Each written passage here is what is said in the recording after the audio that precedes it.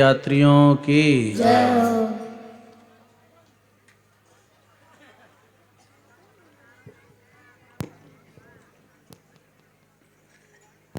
श्री राधा रानी वार्षिक ब्रज यात्रा का यह पवित्र क्रम आज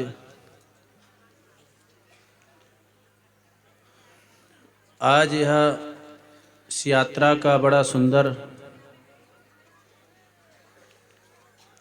26वां पड़ाव आज दिनांक 9/11/2024 को और पवित्र गोपाष्टमी के अवसर पर श्री मुखराई गांव की इस पवित्र भूमि का आश्रय लेकर के मुखराई गांव में यहाँ पर पड़ा हुआ है।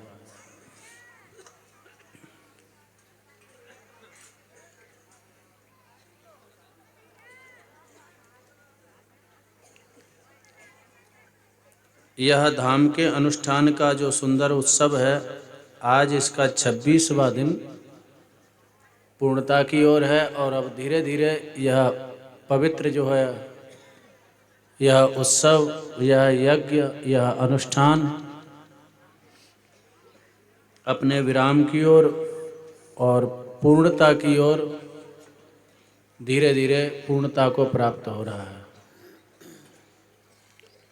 और यह निश्चित है कि ऐसे दिव्य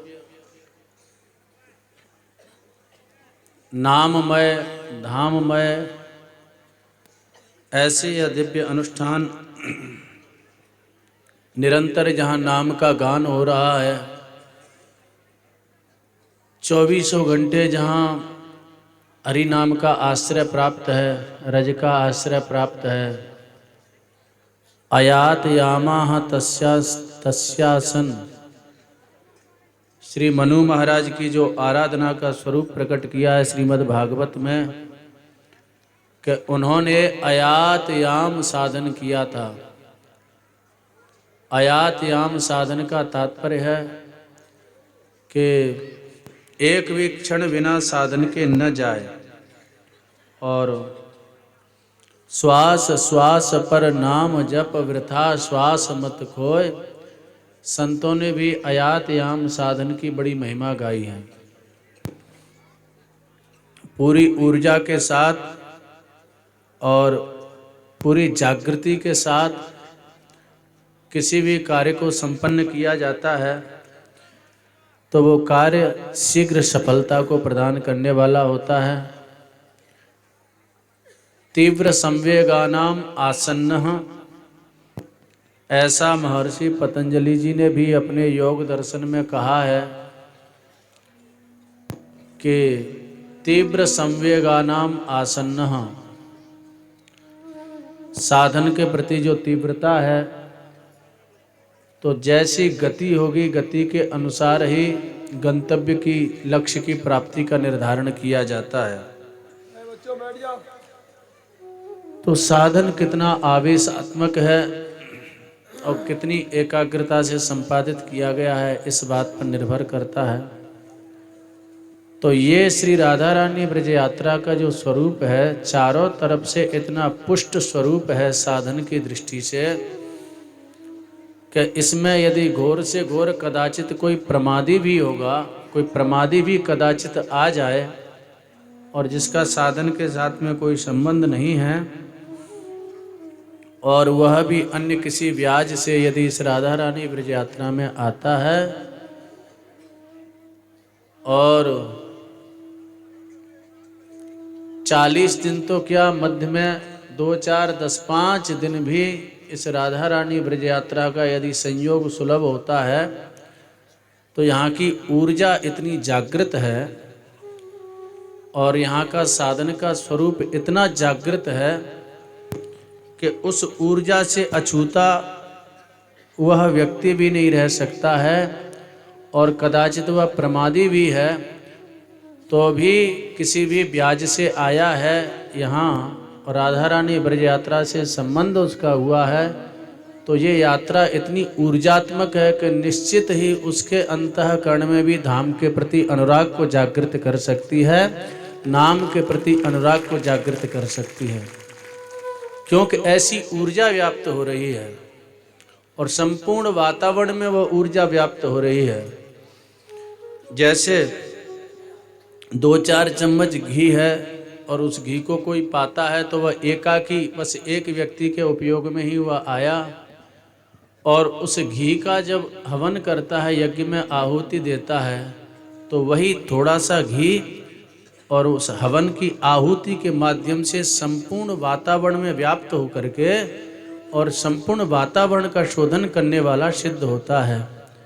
पूज्य बाबा यहाँ आगे, यहाँ आ जाएं, बाबा यहाँ विराजें। बोले राधा रानी की जय। तो यह निवेदन कर रहे थे कि वह साधन, वह संपूर्ण वातावरण में व्याप्त होकर के और उसकी वातावरण की शुद्धि का हेतु होता है। तो उसी प्रकार से यह नाम संकीर्तन का जो स्वरूप है, धाम का आराधना का स्वरूप तो प्रकट है ही है, लेकिन इसके साथ में जो नाम संकीर्तन का संपुट है वह अपने आप में अद्भुत है। कदाचित वह ऊर्जा, वह भावना, वह निष्ठा कदाचित कहीं शिथिल होती हुई दिखाई देती है, तो उस शिथिलता के अंश को पूर्ण कर देता है भगवन नाम संकीर्तन, क्योंकि भगवन नाम संकीर्तन की ऐसी अमित महिमा है। स्वयं श्री कृष्ण ही अनेक रूपों में, क्योंकि इतने भक्तों के समुदाय में इतना सुंदर यह स्वरूप, इतने भक्तों के समुदाय में श्री कृष्ण की वाणी तो है ही है कि मद भक्ता है यत्र गायंती तत्र तिष्ठामि नारदा। जहाँ पर मेरे भक्त वैष्णव जन गान करते हैं वहाँ पर नित्य में विराजमान होता हूँ। यह श्री कृष्ण की वाणी है। और भी अनेक जगह पर भगवान ने ऐसे वाक्यों का प्रयोग किया है कि अनुप्रजाम में हम नित्यम पूये यत्यंघ्रि रेणु भी, मैं निरंतर उन भक्तों के पीछे पीछे चलता हूँ। तो ये सब वाक्यों के आधार पर तो न जाने कितने रूपों में, जैसे महारास में योगेश्वरेण कृष्णेन तासाम मध्य द्वयोर्दयो, क्योंकि गोपियों की संख्या असंख्य है, तो प्रत्येक गोपी के पास में ऐसा भाषित हो रहा है जैसे श्री कृष्ण विराजमान है। उतने ही स्वरूपों में अभिव्यक्त होकर के उन गोपियों को ऐसी अनुभूति कराई।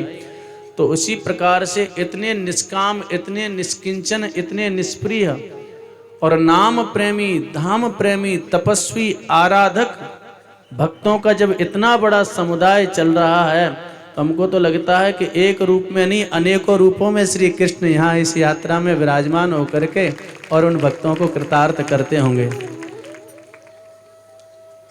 तो निश्चित ही, और ये श्री जी की कृपा है, ये भगवान के ऐसे वाक्य हैं, तो निश्चित ही अपने वाक्यों को सार्थक श्री कृष्ण करते हैं।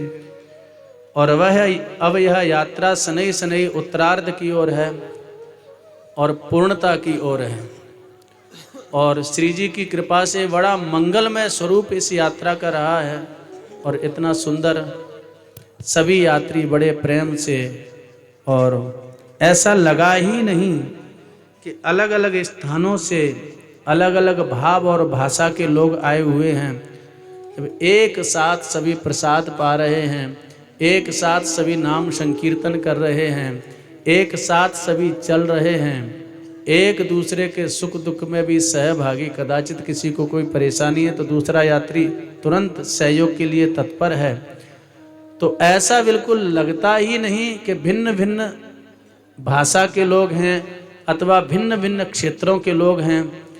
सबको एक साथ प्रसाद पाते हुए, एक साथ बैठते हुए, एक साथ चलते हुए देख करके तो ऐसा लगता है कि संपूर्ण एक परिवार ही है, सभी एक परिवार के ही सभी सदस्य हैं। और यह दिव्य जो है आराधक परिवार कह सकते हैं, चिन्मय परिवार कह सकते हैं, पारमार्थिक परिवार कह सकते हैं, आध्यात्मिक परिवार कह सकते हैं। तो ये श्री जी की बड़ी कृपा है। यात्रा का यह धाम की आराधना का स्वरूप चल रहा है। बड़ी सुंदर धाम की महिमा तो सर्वत्र गाई गई है। अब धीरे धीरे हम लोग पूर्णता की ओर, और ये यात्रा पूर्णता की ओर अब धीरे धीरे बढ़ रही है। और यात्रा तो पूर्णता की ओर है ही है, और इस यात्रा का सविधि जिन्होंने अनुष्ठान किया है, तो ऐसा लगता है कि यात्रा का सविधि अनुष्ठान करने वाले जो साधक, जो भक्त हैं, उनको भी पूर्णता की अनुभूति कराने वाली सिद्ध होती है यात्रा। उनको भी पूर्णता की अनुभूति होती है, कृतकृत्यता की अनुभूति होती है। ऐसा यहाँ का स्वरूप है। आज काल की भी बड़ी दिव्य महिमा है। स्थान की महिमा तो अपनी होती ही है, और काल की भी अपनी दिव्य महिमा होती है। पवित्र कार्तिक मास और पवित्र कार्तिक मास के जितने पर्व हैं, वो सब पर्वों का दर्शन हम लोगों को यहाँ पर प्राप्त होता है। और आज पवित्र गोपाष्टमी का भी उत्सव है, और गोपाष्टमी का भी स्वरूप हम लोगों को दर्शन करने को प्राप्त होता है। और श्री कृष्ण ने आज गोचारण लीला आरंभ की थी। आज के दिन ही श्री कृष्ण ने गोचारण लीला आरंभ की थी। तो ये पवित्र जो गोपाष्टमी का पर्व है, गो आराधन का भी बड़ा सुंदर उत्सव का यह क्रम है, पर्व है। गौ माता की आराधना तो निरंतर ही होनी चाहिए, और गौ माता की महिमा से तो संपूर्ण शास्त्र भरे पड़े हैं। और गौ माता की अमित महिमा को तो बड़े बड़े संतों ने और महापुरुषों ने स्वीकार किया है। सनातन धर्म का जो मेरुदंड है वह गौ माता है। सनातन धर्म का जो आधार स्तंभ है वह गौ माता है। और किसी कालखंड में यह संपूर्ण ब्रजभूमि गौ माता की सेवा के प्रधान केंद्र के रूप में विराजमान थी।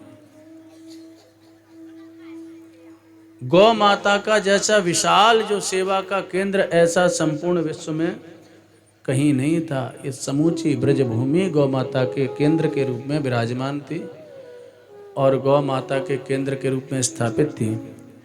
तो आज पवित्र गोपाष्टमी का भी यह दिव्य उत्सव है, दिव्य पर्व है। उसका भी हम लोग आज चर्चा करेंगे। इससे पूर्व यात्रा के क्रम का हम लोग थोड़ा सा स्मरण कर लें, तो इस पवित्र उत्सव का भी हम लोग स्मरण करेंगे। यात्रा के क्रम में आज जो यात्रा का क्रम है, इस क्रम में हम लोग प्रातः काल बाटी से चलते हैं, बहुलावन से, और बहुलावन का मंगलमय दर्शन करके, बहुलावन की पवित्र भूमि को प्रणाम करके, और हम लोग जब चलते हैं तो बहुलावन में भी बहुला गाय की महिमा हम लोगों ने श्रवण की कि बहुला गाय ने श्री कृष्ण को पुकारा, तो श्री कृष्ण ने तुरंत आकर के और बहुला गाय की रक्षा की। भगवान श्री कृष्ण की प्रधान उपास्या के रूप में गौ माता विराजमान है। श्री कृष्ण के चरित्र को हम लोग देखेंगे तो पग पग पर गौ माता का हम लोगों को दर्शन होता है। स्वयं श्री कृष्ण भी इस बात को स्वीकार करते हैं, और गौ माता की महिमा को, अब ये जो भागवत में वर्णन किया गया है, तो पहले उसी महात्म्य को हम लोग स्मरण किए लेते हैं कि आज के दिन श्री कृष्ण ने मैया के सामने हट पकड़ा। भगवान श्री कृष्ण के अवतार का प्रयोजन भी, क्योंकि आधार के रक्षित हो जाने पर संपूर्ण भवन रक्षित हो जाता है, तो संपूर्ण सनातन धर्म का जो पवित्र आधार है वह गौ माता है। तो इसीलिए आसुरी शक्तियां जब प्रहार करती हैं, तो प्रधान के ऊपर जब प्रहार किया जाता है तो बाकी सब तो अपने आप पराजित हो जाते हैं। तो सनातन धर्म का जो मूल केंद्र है, मूल आधार है, तो आसुरी शक्तियों को जब आप देखेंगे, चाहे वह हिरण्यकश्यपु का आतंक हो, चाहे वह कंस का आतंक हो, और चाहे कंस की बिरादरी के और हिरण्यकश्यपु की बिरादरी के आजकल कुछ नेताजी लोग हों, उन सबका प्रहार जो है सबसे पहले गौ माता पर देखा गया है, क्योंकि वह जानते हैं कि सनातन धर्म का मूल आधार स्तंभ गौ माता ही है। और जितनी दैवी शक्तियां हुई हैं, दैवी ऊर्जा हुई हैं, उन सब ने सबसे पहले यदि कोई उनकी रक्षा का, धर्म की स्थापना का जब कोई प्रकल्प स्थापित किया है और कोई ऐसा उन्होंने धर्म की स्थापना करने का प्रयत्न किया है, तो उसके मूल में सबसे पहले गौ माता की रक्षा करने का प्रयत्न किया है। भगवान के अवतार का भी यही प्रयोजन होता है। विप्रधेनु सुर संत हिता लीन मनुज अवतार, केवल गाय ब्राह्मण साधु संतों की रक्षा के लिए भगवान का आविर्भाव होता है। और यदि इनकी रक्षा हो गई, ये हमारे अध्यात्म के जो मूल केंद्र बिंदु हैं, इनकी रक्षा यदि हो जाती है तो संपूर्ण विश्व की रक्षा अपने आप हो जाएगी। गौ माता की रक्षा में संपूर्ण हमारी आध्यात्मिक परंपरा की रक्षा सन्निहित है, और आध्यात्मिक परंपरा की सुरक्षा में ही संपूर्ण विश्व की रक्षा सुरक्षित है, सन्निहित है। तो इसीलिए गोविंद गोद्विज सुरार्ति हरावतारा, गायों की रक्षा के लिए और गोवंश की रक्षा के लिए, साधु ब्राह्मण संतों की रक्षा के लिए भगवान का आविर्भाव होता है, प्राकट्य होता है। तो भगवान ने गौ सेवा का जो उत्तम स्वरूप है वह आज प्रकाशित किया, और मुख्य रूप से भगवान गौ माता की सेवा के लिए आए।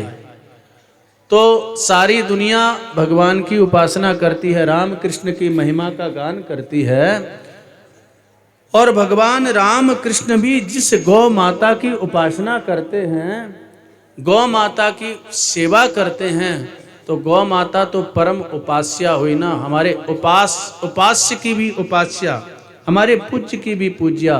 तो इसलिए प्रत्येक सनातनी का और प्रत्येक राम कृष्ण भक्त का परम दायित्व यह सिद्ध होता है, गौ माता की सेवा के बिना कोई भी हमारी साधना सफल नहीं हो सकती है, क्योंकि सनातन धर्म का मेरुदंड यही है।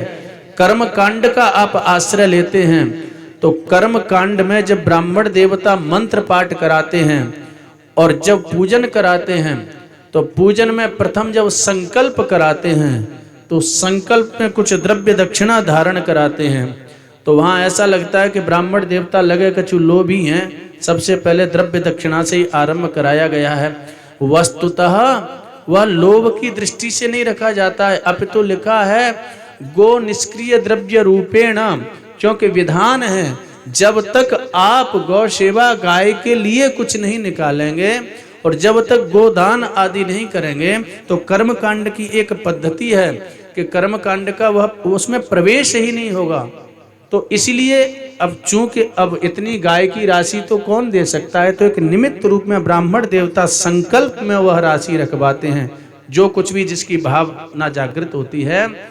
तो इससे सिद्ध होता है कोई भी सनातन धर्म का कार्य, यज्ञ होता है, यज्ञ मंडप में प्रवेश करने से पूर्व सबसे पहले यजमान को प्रायश्चित्त कराया जाता है, और प्रायश्चित्त के रूप में सबसे पहले वो पंचगव्य पान करता है। पंचगव्य जब तक पान नहीं करेगा यज्ञ मंडप में प्रवेश नहीं होगा। और विधाता की सृष्टि में ऐसा परम पावन यदि कोई प्राणी है तो वह केवल गौ माता है। पूज्य श्री बाबा महाराज कहते हैं कि इतना पावन यदि कोई प्राणी है, इसी से कल्पना कर लीजिए, हमारे यहाँ ग्रंथों में आचार्यों की महिमा गाई गई, संतों की महिमा गाई गई, माता पिता की महिमा गाई गई, अतिथि की महिमा गाई गई, लेकिन कहीं भी किसी का मलमूत्र पवित्र है और मलमूत्र ग्राह्य है, ऐसी शास्त्र में कहीं भी कोई उक्ति नहीं बता सकता। विधाता ब्रह्मा की सृष्टि में इतना परम पावन यदि कोई प्राणी है तो वह केवल और केवल गौ माता है, कि जिसका मलमूत्र भी इतना पावन है कि यज्ञ जैसे पवित्र कार्यों में उसका प्रयोग किया जाता है। ऐसी पावनता है। तेरा मूत्र गोबर भी जो पावे सो तर जाए, गाय कहूं या तुझको माय। श्री मैथिली शरण गुप्त की कविता प्राप्त होती है। वो कहते हैं कि तेरे वात्सल्य का दर्शन करता हूं तो तेरे वात्सल्य का दर्शन करके ऐसा प्रतीत होता है कि मैं तुझे गैया गाय कहूं या माय। ऐसा लगता है कि गाय की जगह मैया ही कहने लग जाऊं। गाय कहूं या तुझको माय, अपे आवाल वृद्ध हम सबकी जीवन भर की धाय। और तेरा मूत्र गोबर भी जो पावे सो तर जाए। आज हम दोनों पुकारें। श्री मैथिली शरण गुप्त कह रहे हैं, इतनी बड़ी महिमा होने के बाद भी और आज इतनी उपेक्षा, इतना तिरस्कार, इतनी अवहेलना। तो श्री मैथिली शरण गुप्त कह रहे हैं कि तेरा मूत्र गोबर भी जो पावे सो तर जाए। और आज हम दोनों पुकारें, कहाँ कन्हैया हाय। आज कन्हैया कहाँ चले गए, वो आए और इस स्थिति को देखें और गैया मैया को संकट से उबारें। तो ये पवित्र गाय की महिमा से संपूर्ण शास्त्र भरे पड़े हुए हैं। पृथ्वी के प्रधान 7 स्तंभों में गाय को स्वीकार किया गया है। गोभिर विप्रैश्च वेदैश्च सतीभि सत्यवादिभि अलुब्धैर दानशीलश्च सप्तभिर धार्यते मयि। इस पृथ्वी के जो पवित्र 7 स्तंभ हैं जिन पर ये धरा टिकी हुई है, और ये धरा का तात्पर्य है ये एक व्यवस्था टिकी हुई है, ये एक पवित्र परंपरा टिकी हुई है, ये मानवता टिकी हुई है, ये मानवोचित समस्त दैवीय गुण टिके हुए हैं, यह दैवी संपदा टिकी हुई है। उसके मूल आधार ये 7 स्तंभ हैं। यदि ये 7 स्तंभ छिन्न भिन्न हो गए तो एक भूमि, एक जड़ टुकड़ा मात्र ये पृथ्वी रह जाएगी। न तो इसमें कोई चेतना रहेगी, न इसमें कोई ऊर्जा रहेगी, न यहाँ कोई मानवता रहेगी, न कोई यहाँ पर व्यवस्था रहेगी, न कोई यहाँ सामाजिकता रहेगी, कुछ नहीं, केवल और केवल आसुरी तांडव मात्र होंगे। तो इसीलिए ये 7 स्तंभ हैं और प्रत्येक सनातनी को ये 7 स्तंभों की सुरक्षा का प्रयत्न करना चाहिए। कलयुग ने ये 7 स्तंभों पर प्रहार किया और उन 7 स्तंभों में भी उसका सबसे पहला स्तंभ है, वह है गो, गाय। गोभिर विप्रैश्च, गाय यदि सुरक्षित होती है गौ माता की, इसलिए श्री कृष्ण ने गौ सेवा आज के दिन आरंभ की। और श्री कृष्ण तो भावना व्यक्त करते हैं कि गावो ममाग्रतः संतु, इतने तन्मय हो जाते हैं गौ सेवा में। और महाभारत में प्रार्थना करते हैं कि मैं तो यही चाहता हूं कि गावो ममाग्रतः संतु, गैया मेरे आगे हो, गावो में संतु पृष्ठतः, मेरे पीछे भी गैया हो, गावो में मावतः संतु, मेरे दक्षिण में, मेरे वाम भाग में, सर्वत्र मैं गायों से घिरा रहूं। और गवाम मध्य वशाम्य हम, गायों के मध्य में तो मैं निरंतर वास करता हूं, यह मैं शपथ पूर्वक स्वीकार कर रहा हूं। ऐसा वाक्य श्री कृष्ण ने महाभारत में कहा है, गवाम मध्य वसाम्य हम। तो ये जो 7 स्तंभ में, चूंकि आज गोपाष्टमी है और गोपाष्टमी का उत्सव है, तो ये प्रधान गो आराधना का उत्सव है आज गोपाष्टमी। तो ये जो है श्री कृष्ण की जो गायों के प्रति निष्ठा और गायों की शास्त्रों में महिमा, जिन 7 स्तंभों को स्वीकार किया गया उनमें सबसे पहला स्तंभ है गोभिर माने गाय। इसीलिए अनेक षड्यंत्रकारी लोगों ने ऐसा षड्यंत्र रचा कि इस मूल स्तंभ को ही छिन्न भिन्न कर दिया जाए। तो सबसे पहले गाय के ऊपर प्रहार किया। धर्म, अर्थ, काम, मोक्ष, चारों पुरुषार्थों को सिद्ध करने वाली है गैया मैया। और किसी कालखंड में हमारे यहाँ आर्थिक समृद्धि के भी प्रधान स्रोत के रूप में गौ माता का दर्शन किया जाता था। और अर्थ की सिद्धि तो होती ही है, चारों पुरुषार्थों की सिद्धि संक्षेप में दर्शन कर लीजिए। इसीलिए गौ माता के प्रति निष्ठा का होना बहुत अनिवार्य है। नहीं तो महाराज साधन तो होता है लेकिन साधन शून्य की भांति हो जाता है, चेतना शून्य हो जाता है। धर्म की सिद्धि गौ माता से होती है।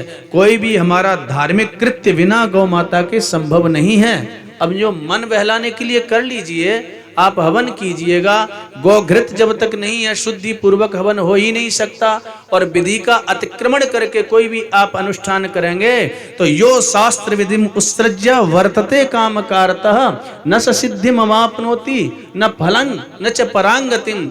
भगवान श्री कृष्ण गीता में कहते हैं कि शास्त्र की पद्धति का, मर्यादा का अतिक्रमण करके अपने मन के संतोष के लिए आप किसी भी अनुष्ठान का पालन करते हैं तो उससे न तो कोई लाभ प्राप्त होता है न परागति प्राप्त होती है। यह शास्त्र विधिम उत्सृज्य वर्तते कामकारतः। जब गव्य ही प्राप्त नहीं होगा तो यज्ञ आदि कैसे संपादित हो जाएंगे। कितनी बड़ी भीषण घटना घटित हुई सभी जानते हैं प्रायः।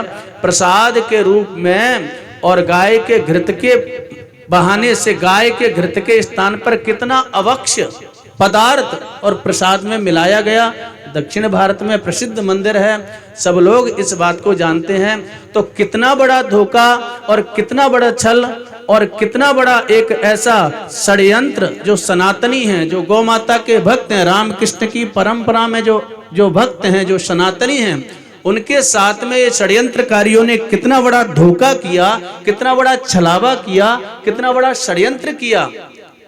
हमारी आस्था को छिन्न भिन्न किया, हमारी भावना को छिन्न भिन्न किया। हम लोगों को सावधान रहना चाहिए और सावधानी पूर्वक। और ये सब समस्याओं का 100 समस्याओं के 100 समाधान सही हैं या 100 समस्याओं का एक समाधान सही है। 100 समस्याओं के 100 समाधान ढूंढोगे तो काफी समय लग जाएगा, ढूंढते रहोगे। लेकिन यदि सैकड़ों समस्याएं जो आज जो हमारे धर्म के ऊपर जो कुठाराघात हो रहा है, हमारे विचारों में जो विभिन्नताएं आ गई हैं, हमारे ये सब का मूल कारण है आहार की अशुद्धि। और आहार की अशुद्धि को यदि दूर करना है तो उसके मूल में आवश्यक है गौ माता की सेवा, गौ माता की सुरक्षा, गौ माता की सेवा। सैकड़ों समस्याओं का एकमात्र समाधान है। यह एक समाधान यदि इसको स्वीकार कर लिया जाए तो इसीलिए आहार की शुद्धि होगी, आहार की शुद्धि होगी तो मेधा तीव्र होगी, मेधा तीव्र होगी, व्यवहार की शुद्धि होगी, सारा कार्य अति सहज में सध जाएगा। तो धर्म की सिद्धि गौ माता से होती है, अर्थ की सिद्धि भी गौ माता से होती है। किसी कालखंड में प्राचीन भारतवर्ष में हमारी जो आर्थिक समृद्धि का मूल स्रोत था वो गौ माता थी। आतताई लोगों ने जब देखा, आपने एक दिन सुना भी था कि 20-20 दिन तक गाड़ियां भर भर करके लोग लूट लूट करके ले गए, और कितनी समृद्धि थी भारतवर्ष में।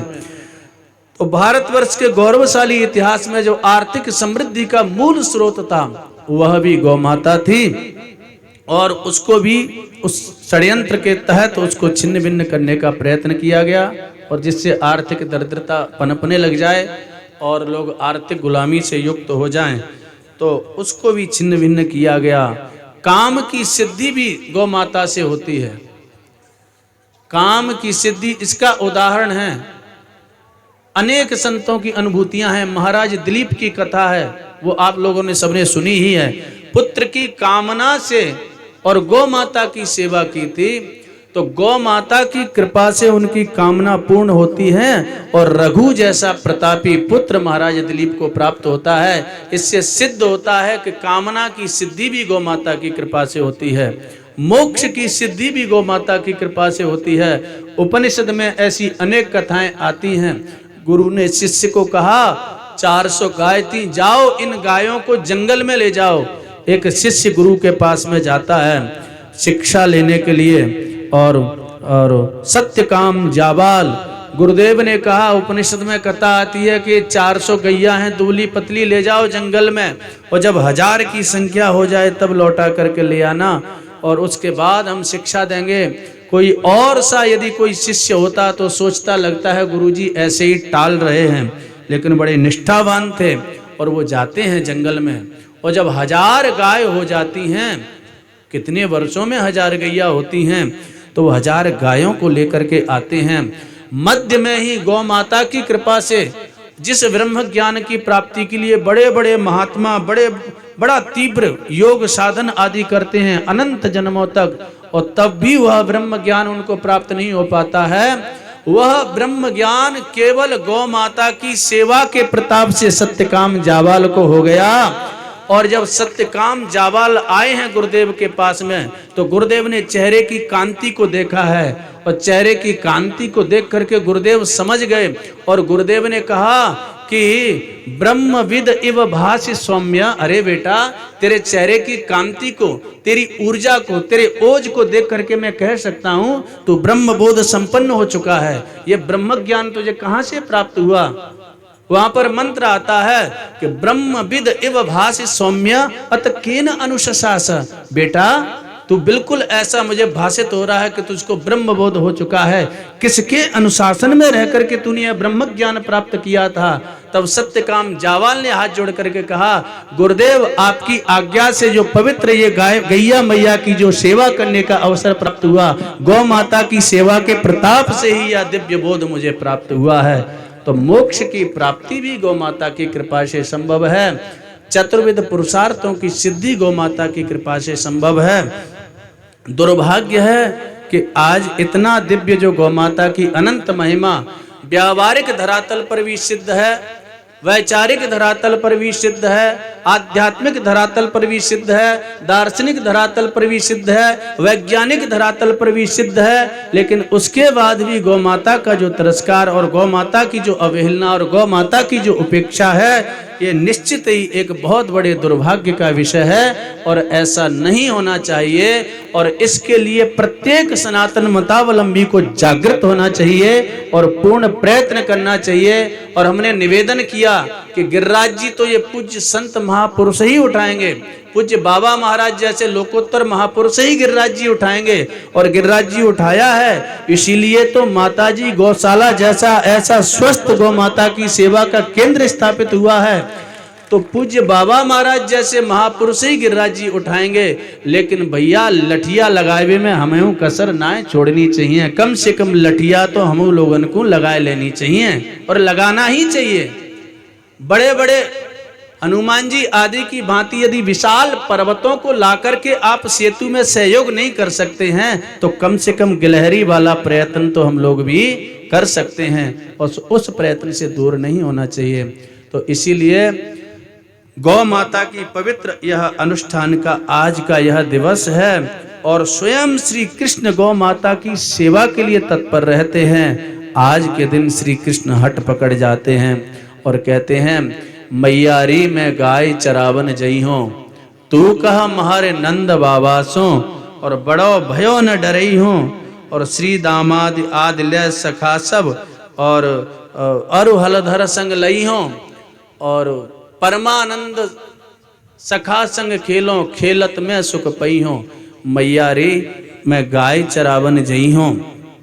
तो क्यों इतने आतुर हो रहे हैं श्री कृष्ण और क्यों इतने तत्पर हो रहे हैं गौ माता की सेवा के लिए और गाय चराने के लिए? तो मैया कहती है कि अरे लाला, अबई तू थोड़ो सो छोटो है, तो तावत वत्सान एव चारेत। गोपाल चंपू में तो लिखा है कि गाय चराने के बिना लगता है तू रह नहीं पाएगा, है तेरी बड़ी आकुलता हो रही है। तो बछड़ों को चरा जब तक और फिर धीरे धीरे गायों को चराना।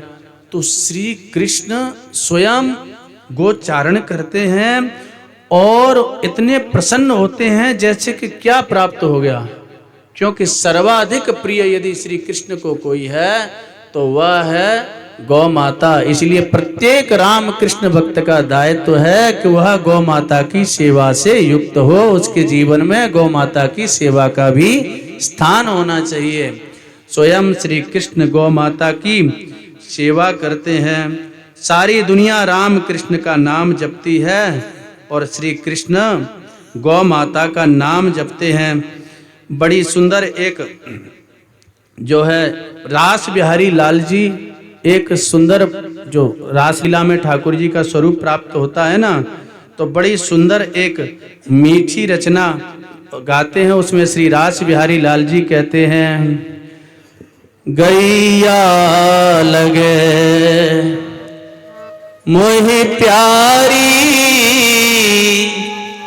रास बिहारी लाल जी और आज के दिन गोपाष्टमी को जो लीला होती है तो उसमें गाते हैं, गैया लगे। और इसीलिए सारे गाय को केवल ये नहीं कहा गया है, गाय को हमारे यहाँ कहा गया है गावो विश्वस्य मातरः। गाय को केवल ये नहीं कहा गया कि गावो हिंदू जनानां मातरः अथवा गावो विप्राणां मातरः अथवा गावो साधूनां मातरः अथवा गावो भारतीयानां मातरः अथवा गावो सनातनीनां मातरः। यह शब्द नहीं कहा गया, अपितु कहा गया है गावो विश्वस्य मातरः। गाय तो संपूर्ण विश्व की माता है। गाय के हित में ही संपूर्ण विश्व का हित छिपा हुआ है। गाय के उत्कर्ष में ही संपूर्ण विश्व का उत्कर्ष छिपा हुआ है। तो श्री कृष्ण कहते हैं गैया लगे मोहे प्यारी जग पालन हारी। गैया लगे मोहे प्यारी जग पालन हारी। गैया लगे मोहे प्यारी जग पालन हारी। गैया लगे मोहे प्यारी जग पालन हारी। गैया लगे माखन छाछ दूध दही घृत सो। माखन छाछ दूध दही घृत सो। माखन छाछ दूध दही घृत सो सबको करे सुखारी सुखारी। गैया लगे मोहे प्यारी जग पालन हारी। गैया मोहे प्यारी जग पालन हारी। गैया लगे मोहे प्यारी जग पालन हारी। गैया लगे चार पाँव चार धाम अर्थ धर्म मोक्ष काम। चार पाँव चार अर्थ धर्म मोक्ष काम। दर्शन अभिराम मेट देत संताप। दर्शन अभिराम में तुझे संताप। ताप तीनों ही न सावे अंत स्वर्ग को सिधावे। ही न सावे अंत स्वर्ग को सिधावे। तेरे जग में न आवे तो ही मुक्ति मिले आप। मेरी जग में न आवे तो मुक्ति मिले। आप करे पितरन को तारे हो। आप करे पितरन को तारे। जिनकी में बलिहारी बलिहारी। हो गैया लगे मोहे प्यारी जग पालन हारी। गैया लगे मोहे प्यारी जग पालन हारी। गैया लगे मोहे प्यारी जग पालन हारी। गैया लगे ठाकुर जी कह रहे हैं, बोले जहाँ गैया विराजमान है सर्वे देवा गवाम अंगे तीर्थानि तत्पदेषु च। संपूर्ण तीर्थों का कदाचित अपने जीवन काल में कोई दर्शन कर पाए न कर पाए। न तो इतना समय है, न इतनी संपत्ति है, न इतनी शक्ति है। तो बोले यदि संपूर्ण तीर्थों का एक ही स्थान पर कोई दर्शन करना चाहे एक ही समय, तो गौ माता का दर्शन कर ले, गौ माता को प्रणाम कर ले। संपूर्ण तीर्थों के दर्शन का लाभ प्राप्त हो जाता है। ऐसी महिमा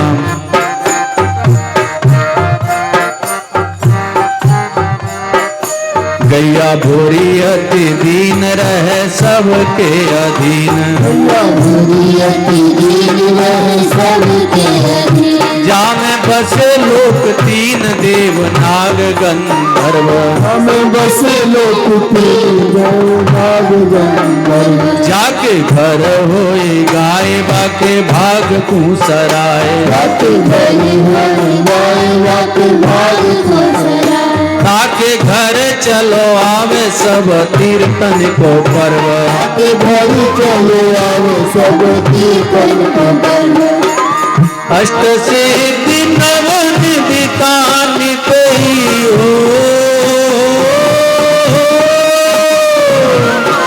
अष्ट सिद्धि नव निधिता नित ही डोले करत बुहारी बुहारी ओ गैया लगे और प्यारी जग पालन हारी गैया लगे मोहे प्यारी जग पालन हारी गैया लगे मोरी प्यारी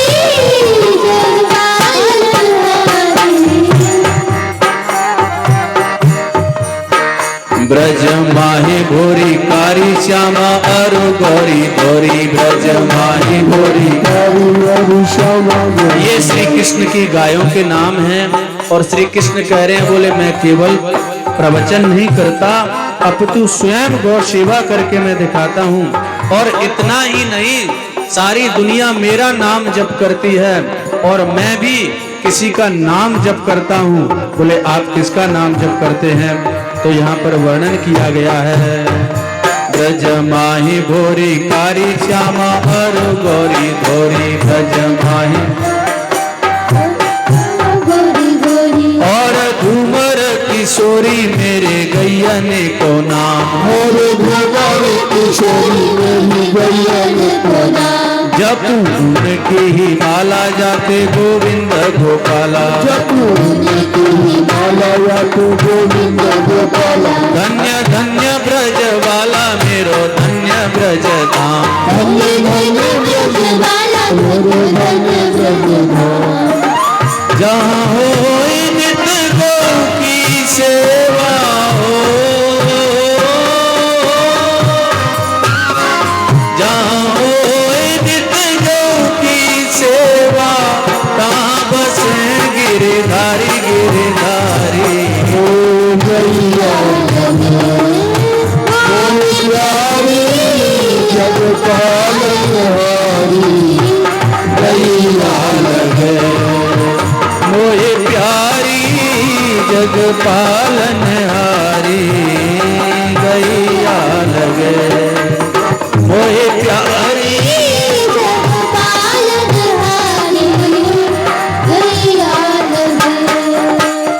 बड़े पृथ्वी पे भार गौ सेवा को ही धार बड़े प्रभु के भार गौ सेवाई बड़े पृथ्वी पे धार रूप गैया को ही धार बड़े पृथ्वी पे भार पृथ्वी पर जब भार बढ़ता है तो पृथ्वी भी गैया मैया का रूप धारण करके भगवान से प्रार्थना करने के लिए जाती है भूमि के भार के हरण के लिए और भगवान से प्रार्थना करती है क्योंकि पृथ्वी भी जानती है भगवान श्री कृष्ण सबसे ज्यादा प्रेम किससे करते हैं गैया मैया से।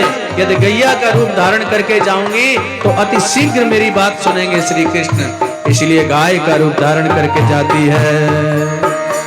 और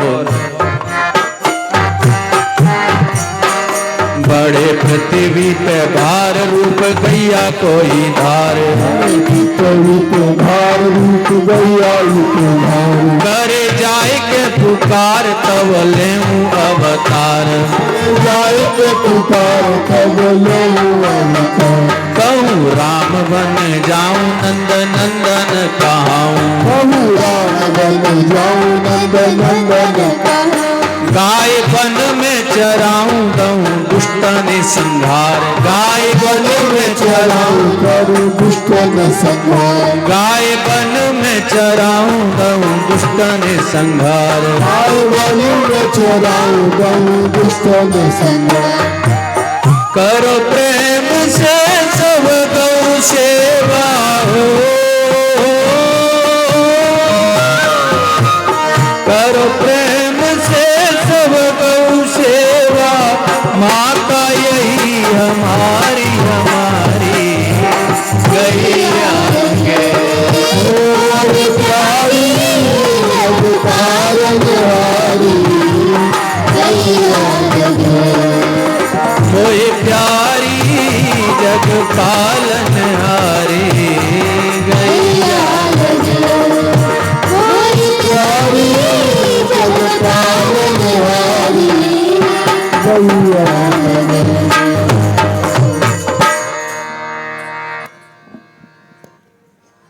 करो प्रेम से नित गौ सेवा। और यह मैया हमारे ठाकुर जी यह बात को कह रहे हैं। तो भैया बड़ी महिमा है गौ माता की। और प्रत्येक संक्षेप में अब हम यात्रा के क्रम की ओर चलते हैं। उससे पूर्व आज गोपाष्टमी का पर्व, तो ठाकुर जी जिद पड़ गए और कोई बात नहीं, उन्हें का समय आ जाए तो पंगत तो है ही गई है, तो 10-5 मिनट और सही। तो वो ठाकुर जी से जब ठाकुर जी ने गैया चरावे की कही तो मैया ने कही ओरे लाला ठीक है गैया चरायला चलो जा। और लेकिन वो थोड़ी सी छत्र और पादुका आदि धारण करके जा, कंटक आदि बहुत हैं। तो ठाकुर जी ने बड़ी विचित्र बात की। ठाकुर जी कहते हैं मैया एक बात बता। बोले क्या? बोले गोपालनो स्वधर्मानस्तास्तु निश्छत्र पादुका और यथा गावो तथा गोपा तरही धर्म सुनिर्मलः। बोले मैया ये सब गैया हमारी स्वामिनी हैं, हम इनके सेवक हैं। अब स्वामिनी तो बिना छत्र और पादुका के चले और सेवक छत्र और पादुका धारण करके चलें तो ये तो मर्यादा ना है। यदि मोकू पादुका आदि धारण करावो चाहवे तो मेरी सबरी गैयान को पहले पादुका बनवा दे, बढ़िया जो है जूता बनवा दे सबन को, और बढ़िया सबन को छत्र धारण करवा दे। जब हमारी गैया मैया धारण करेंगी छत्र पादुका तब हम धारण करेंगे। तो मैया भी बड़े आश्चर्य में पड़ गई। तो श्री कृष्ण ने आज से यह ऐसी गौ सेवा का स्वरूप प्रकट किया। तो गाय के प्रति प्रत्येक मानवतावादी का, प्रत्येक सनातनी का अपना कर्तव्य होना चाहिए और प्रत्येक व्यक्ति को अपने दायित्व का निर्वहन करना चाहिए। गाय की सेवा से प्रत्येक व्यक्ति का संबंध हो। मूल 2-3 बिंदुओं का आश्रय लेना चाहिए। यूँ तो बहुत से बिंदु हैं, सबसे पहला बिंदु है वह यह है कि प्रत्येक व्यक्ति को उपासक होना चाहिए। दैनिक जीवन में उपासना अनिवार्य रूप से होना चाहिए। चाहे नाम जप है, चाहे संकीर्तन है या देवार्चन है, जो भी अपनी अपनी उपासना की पद्धति है। क्योंकि उपासना शून्य जो हृदय है वह आत्मबल से हीन होता है। और जो कुछ भी समाज में विशिष्ट कार्य जिन्होंने भी संपादित किए हैं अवश्य उनके जीवन में उपासना का भाग प्रबल रहा है। इसलिए प्रत्येक व्यक्ति को उपासना से युक्त होना चाहिए और अपनी परंपराओं के प्रति अति निष्ठावान होना चाहिए। और उपासना काल में अपने आराध्य से गैया मैया की रक्षा की प्रार्थना करना चाहिए, गौ सेवा की प्रार्थना करना चाहिए। आप शिव जी की आराधना करते हैं तो शिव जी से प्रार्थना करें, आप हनुमान जी की आराधना करते हैं तो हनुमान जी से प्रार्थना करें। प्रत्येक व्यक्ति को अपने दैनिक जीवन में उपासना से युक्त और उपासना का एक भाग गौ सेवा के लिए अर्पित करना चाहिए। गौ माता की रक्षा की कामना करनी चाहिए अपने आराध्य से। दूसरा बिंदु, आप कहेंगे बार बार घुमा फिरा के वहीं ले आते हैं, कोई चुनाव बनाव तो ना लड़ना है ना, तो वह विषय नहीं है, लेकिन वो बड़ा गंभीर बिंदु है, गंभीर विषय है। निर्वाचन काल में अति सावधानी, वो बहुत गंभीर बिंदु है, बहुत उसको हल्के में नहीं लेना चाहिए। निर्वाचन काल में हम छोटी छोटी बातों में या तो लड़ मरते हैं, नेताजी लोग आकर के हम लोगों को भड़का जाते हैं और वो बस अपना उल्लू सीधा करते हैं। उस समय तो आकर के आपको सबको माई बाप बना लेंगे, पैरों में पड़ेंगे, पता नहीं क्या क्या तमाशे करेंगे और फिर 5 साल तक दर्शन नहीं देते हैं। निर्वाचन काल में अति सावधानी पूर्वक अपने मताधिकार का प्रयोग करना चाहिए। मताधिकार का प्रयोग करें और सावधानी पूर्वक करें और ऐसे लोगों को सत्ता और शक्ति प्रदान करें जिनके हृदय में ये सब सनातन के बिंदुओं को लेकर के पीड़ा है और जो सनातन की रक्षा के लिए तत्पर है। यह बात सत्य है कि काजर की कोठरी में कैसो सयानो जाए, एक लीक लागी है पे लागी है पे लागी है। राजनीति में जो भी जाएगा 100 में 100 पैसा शुद्ध कोई नहीं मिलेगा, लेकिन जहां आपके 100 पैसे का नुकसान हो रहा है उसकी जगह दूसरी तरफ 50 पैसे का नुकसान हो रहा है, तो 100 पैसे का नुकसान करने वाला है उसकी जगह उसको चुनो ना जो 50 पैसे का नुकसान कर रहा है, कम से कम 50 पैसा तो बच रहे हैं। तो उसी प्रकार से जो व्यक्ति केवल अपने परिवार के लिए समर्पित है, भारत की राजनीति में एक बहुत बड़ा अभिशाप है ये परिवारवाद। अध्यात्म की परंपराओं में भी यह कलंक धीरे धीरे आरंभ हो गया है, ये एक बहुत बड़ा अभिशाप है तो इसीलिए जो केवल अपने परिवार की चिंता के लिए तत्पर है, जो केवल अपने आप को स्थापित करने के लिए तत्पर है, जो केवल अपने दल को स्थापित करने के लिए चिंतित है, ऐसे लोगों का चयन न करते हुए, जिसको न दल की चिंता है, न परिवार की चिंता है, न स्वयं की चिंता है, उसको चिंता है तो एकमात्र अपने भारत का भविष्य उज्जवल करने की चिंता है और अपने भारत के गौरव को बढ़ाने की चिंता है, ऐसे नेतृत्व का चयन करना चाहिए। क्योंकि नेतृत्व की समाज के निर्माण में बहुत बड़ी भूमिका होती है।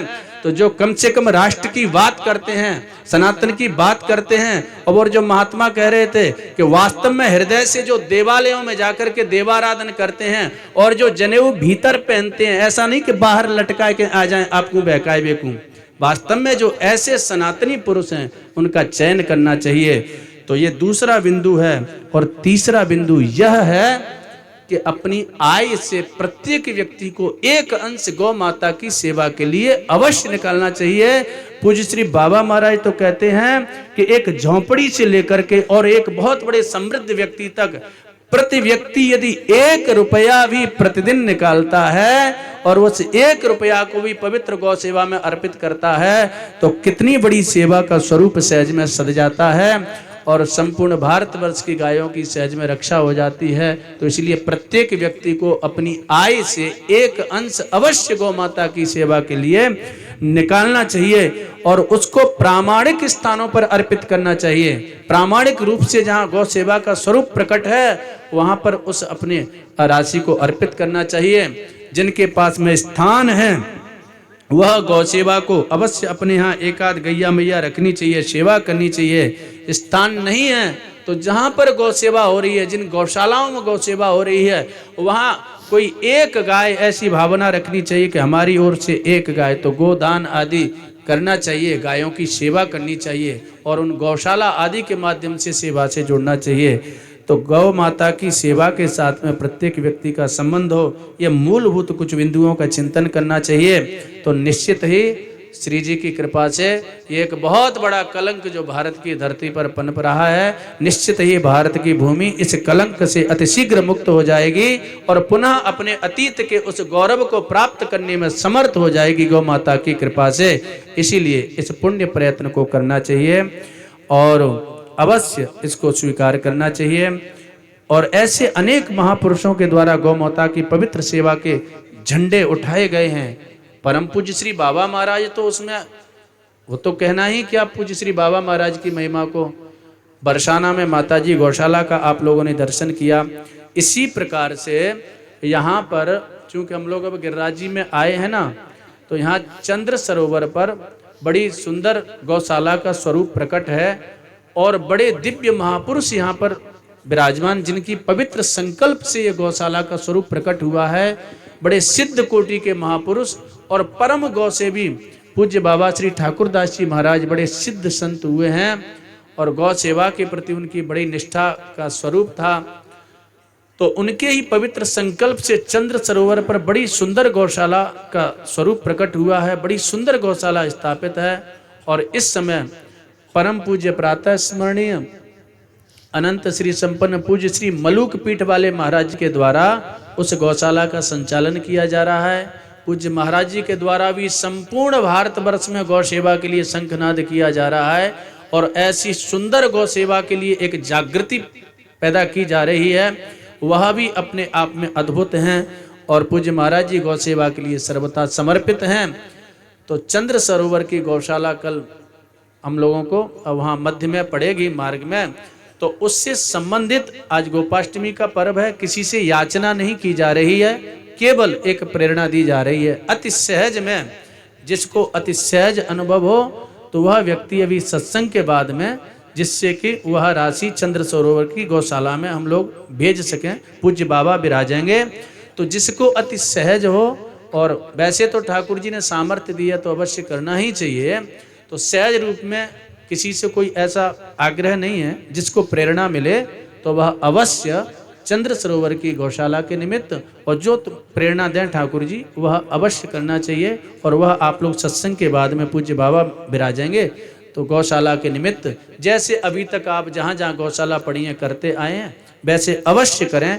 बड़ी ही प्रामाणिक और बड़ी दिव्य गौशाला है और बड़ी सुंदर इस गौशाला से गौ सेवा की ऐसी बहुत सी प्रेरणाएं प्राप्त हुई हैं और बहुत सी गौशालाओं का प्राकट्य हुआ है। तो इसीलिए अवश्य कुछ न कुछ, आज गोपाष्टमी है, आपको जो प्रेरणा मिले सो गौ सेवा के निमित्त करना चाहिए और गौ सेवा की भावना से जुड़ना चाहिए। अब हम लोग ये यात्रा के क्रम का अनुसरण करते हैं। तो यात्रा के क्रम में आज तो गोपाष्टमी का सुंदर पर्व है, तो गौ माता की महिमा में ही संपूर्ण यात्रा का स्वरूप जो है उसका दर्शन हुआ। अब हम लोग आज के यात्रा के पवित्र क्रम का जब अनुसरण करते हैं तो आज का जो यात्रा का क्रम है जी, हाँ मुखराई में, वैसे है भी मुखराई, क्योंकि राल में तो बस थोड़ी सी रार भई है, होली की लीला होवे, और राल का अपना जो महात्म्य गाया गया है तो वो यह है कि वहाँ पर होली का बड़ा सुंदर स्वरूप प्रकट है और बड़ी सुंदर वहाँ पर प्रतिवर्ष होली होती है और श्रृंगार रस की लीला का स्थल भी है, क्योंकि बिहार वन है वहाँ पर, तो बिहार वन का भी स्वरूप प्रकट होता है। और जैसे नंदगांव बरसाना में होली होती है, जाओ बठैन में होली होती है, ऐसे यहाँ राल में झंडी की होली होती है। उस झंडी को, ध्वज को जो जीतता है वो विजेता माना जाता है। और इसमें रार थोड़ी सी नोक झोंक होती है, रार कहते हैं ना, तो इसीलिए इसको राल कहा गया है। और यहाँ पर बड़ा सुंदर बिहार वन भी है जहाँ पर श्रृंगार रस की लीलाओं का दर्शन होता है। मुखराई का जब हम लोग दर्शन करते हैं तो मुखराई में जैसे ही हम लोग दर्शन करते हैं, अब चूंकि मुखराई ये श्री राधा रानी की जो माता मही माने नानी जी, ननिहाल है ये मुखराई राधा रानी की। तो स्वाभाविक है बाल्यकाल में श्री राधा रानी श्री जी यहाँ पर पधारती हैं और इनकी नानी का नाम है मुखरा जी। वस्तुतः पूर्व में ये कथा को हम लोग श्रवण कर ही चुके हैं कि ये पितृस्वरों की 3 कन्याएं जो थीं और इन्होंने बड़ी तीव्र आराधना की है। गर्ग संहिता में इसका प्रकरण प्राप्त होता है। श्री कलावती जी, श्री रत्नमाला जी और श्री मेनका जी, ये पितृस्वरों की बड़ी दिव्य और बड़ी प्रधान कन्याएं हैं और इन्होंने बड़ा तप किया। इसका उल्लेख गर्ग संहिता में भी प्राप्त होता है और शिव पुराण में भी प्राप्त होता है और ब्रह्म वैवर्त पुराण में भी प्राप्त होता है। तो यहाँ पर कहा गया है, नृगपुत्रो महाभाग सुचंद्रो नृपतीश्वर चक्रवर्तिर हरेरंशो बभूवातीव सुंदर। तो महाराज नृग के जो पुत्र हैं श्री सुचंद्र जी और ये पितृस्वरों की जो 3 कन्याएं हैं, सनत कुमार जी को प्रणाम नहीं कर पाई, तो सनत कुमार जी ने इनको भूमि पर जाने का श्राप दे दिया। ये तीनों देवियां भूमि पर आईं, कलावती जी, रत्नमाला जी और मेनका जी, और इन्होंने बड़ा सुंदर तप किया। तो ये मेनका जी ही मैना के रूप में प्रकट होती हैं और सनत कुमारों ने आशीर्वाद दिया था, देवी घबराइए नहीं, आप तीनों को 3 महान शक्तियों की जननी बनने का सौभाग्य प्राप्त होगा। तो श्री मेनका जी और श्री रत्नमाला जी, श्री मेनका जी तो मैना महारानी के रूप में प्रकट होती हैं, तो हिमाचल के साथ में विवाह होता है और भगवती पार्वती जी का आपके यहाँ प्राकट्य होता है। तो भगवती पार्वती जी की जननी बनने का सौभाग्य श्री मैना जी को मिला है और श्री रत्नमाला जी सुनैना जी के रूप में प्रकट होती हैं और विदेहराज महाराज जनक की पत्नी के रूप में आप प्रकट होती हैं और भगवती श्री जानकी जी श्री सीता जी की मैया बनने का सौभाग्य आपको प्राप्त होता है श्री सुनैना जी को। और तीसरी जो पितृस्वरों की कन्या थी कलावती जी, तो महाराज नृग के पुत्र सुचंद्र जी ने इनका वर्ण किया और दोनों दंपति ने खूब भजन किया। ब्रह्मा जी ने दर्शन दिया और ब्रह्मा जी ने कहा कि आप कुछ मांग लीजिए और तो मैं आपको मुक्त किए देता हूँ। चलो, सुचंद्र जी से कहा। जैसे ही मोक्ष देने के लिए तत्पर होते हैं तो श्री कलावती जी ब्रह्मा जी के प्रति रोष व्यक्त करती हैं और कहती हैं कि एक जो अर्धांगिनी है, नारी है, उसका जीवन तो उसका पति ही होता है और मेरे पति को आप मुक्त कर देंगे तो पतिरेव ही नारीणाम दैवतम परमम स्मृतम यद मोक्षम असौ याति तदामे का गतिर भवेत। और यदि ये मुक्त हो जाएंगे तो मेरा तो एकमात्र आश्रय यही है और फिर भगवान का आशीर्वाद प्राप्त है कि किसी महान शक्ति का आविर्भाव होना है, तो इसीलिए आप इनको मुक्त न करें, ये मेरे पति रूप में विराजमान हैं, ऐसी मेरी भावना है।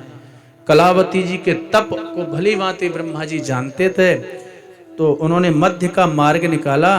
चलो, कुछ दिन आप स्वर्ग में वास करें और उसके बाद में श्री कलावती ही श्री कीर्ति मैया के रूप में श्री मुखरा मैया के यहाँ प्रकट होती हैं। मुखरा जी ये श्री कीर्ति मैया की माता जी हैं और श्री सुचंद्र जी ये वृषभानु बाबा के रूप में बरसाना में प्रकट होते हैं। तो ये दोनों ही कीर्ति मैया और श्री कलावती मैया जो हैं, कीर्ति मैया, इनका प्राकट्य मुख्यतः कन्नौज में हुआ है। मुखरा जी जो नानी जी हैं वो पहले कन्नौज में उधर रहती थी, कान्यकुब्ज देश में, और जिसका वर्णन इसमें प्राप्त होता है गर्ग संहिता में कि कलावती कान्यकुब्ज वलंदन नृपस्य च जातिस्मरा यबुद्दिब्बा यज्ञ कुंड समुद्भवा। तो कन्नौज में प्राकट्य होता है और वहाँ से कन्नौज से जब श्री कीर्ति मैया का प्राकट्य हुआ है, नंद बाबा का आना जाना रहता था। गायों के विषय में थोड़ा सा, नंद बाबा वृषभानु बाबा के परम मित्र थे, तो वहाँ पर श्री कीर्ति मैया के पिताजी के यहाँ, मुखरा मैया के यहाँ नंद बाबा ने वृषभानु बाबा की चर्चा चलाई है और इधर वृषभानु बाबा के यहाँ कीर्ति मैया की चर्चा चलाई है, तो दोनों के बिचौनिया नंद बाबा बन गए और कीर्ति मैया को और वृषभानु बाबा को ब्याह करा दियो। तो कीर्ति मैया यहाँ आएगी बरसाने, तो मुखरा मैया जो थी उनको अपनी बेटी से बहुत लाड था, बहुत प्रेम था, तो बोले अरे दूरी बहुत पड़ जाए कन्नौज ते आवे जावे में और काफ़ी टाइम लग जाए। तो इस वात्सल्य के कारण से फिर मुखरा मैया यहीं मुखराई गांव में आके यहीं स्थान बनायो और मुखरा जी संपूर्ण वह परिवार और यहीं आ गया और मुखरा मैया यहीं विराजमान थी और जिनका पूर्व का नाम मालावती था, तो श्री मुखरा मैया यहाँ विराजती थी मुखराई में और बरसाने में श्री जी विराजती थी, कीर्ति मैया विराजती थी। तो श्री जी को जब प्राकट्य भयो है तो मुखरा मैया को बड़ी प्रसन्नता भई है और बड़ा लाड़ दुलार करती हैं ये। और श्री जी बाल्यकाल में यहाँ पर आती हैं तो खूब लाड़ प्यार से श्री जी को यह खिलाती हैं, खूब आनंद से श्री जी यहाँ पर विराजती हैं और बड़ा लाड़ लड़ाती हैं। और यहाँ पर एक शिला भी है और उस शिला से बड़ी सुंदर ध्वनि निकलती है, बड़ी सुंदर। तो श्री जी मान लो जब श्री जी को रिझाने के लिए उस शिला से बड़ी सुंदर ध्वनि वह निकालती थी और श्री जी को लाड़ लड़ाती थी। तो यहाँ श्री जी अपनी नानी के यहाँ विराजती हैं। तो श्री जी के ननिहाल में आज हम सब लोग हैं यहाँ पर। और यहाँ का एक बड़ा प्रसिद्ध नृत्य है, संपूर्ण भारतवर्ष में वो बहुत प्रसिद्ध है, चरखला नृत्य। और वो बड़ा प्रसिद्ध नृत्य है, उसमें अनेक दीपक रख करके और उस नृत्य को किया जाता है। यहाँ की बड़ी प्रसिद्ध मैया जो करती हैं, तो वह नृत्य यहाँ का बड़ा सुंदर है। तो ये चरखुला नृत्य और मुखराई गांव का स्वरूप ये श्री जी की ननिहाल है। इसका हम लोगों ने दर्शन किया। मुखराई गांव की रज को हम लोग प्रणाम करते हैं। और अब जो है कीर्तन करते हुए और अब धीरे धीरे विराम को बढ़ते हैं और उसके बाद में पूज्य बाबा विराजेंगे। प्रातः काल पुनः जो है सभी जैसे सूरवीर योद्धा संध्या को आकर के अपने अपने शिविर में विश्राम करते हैं, सुबह फिर युद्ध की संकट ध्वनि होती है, उठो जागो। तो सभी योद्धा एकदम फुर्ती से खड़े होकर के, और उस समय कोई आलस्य प्रमाद नहीं, क्योंकि मैदान में जाना है, तो इसलिए सभी योद्धाओं की भांति खड़े होकर के, तो सुबह 6 बजे फिर संकट ध्वनि होगी, तो इसलिए 6 बजे यात्रा प्रस्थान करेगी। और सभी आप सभी वैष्णव 6 बजे, और कल गिरिराज जी की तलैटी को आनंद लेंगे, वहाँ विराजेंगे। 6 बजे यात्रा प्रस्थान करेगी। और अब कीर्तन किए लेते हैं, और उसके बाद में विराम। पूज्य बाबा यहाँ विराजेंगे, तो जो जिसके अंदर जैसी भावना जागृत हो वह अवश्य करें। और अब कीर्तन कर लें, और कीर्तन करते हुए विराम। सब नामों में है प्यारा राधा नाम, मोहन वंश राधा नाम, प्यारा राधा नाम, मोहन वंश राधा नाम। सब नामों में है प्यारा राधा नाम, मोहन वंश राधा नाम।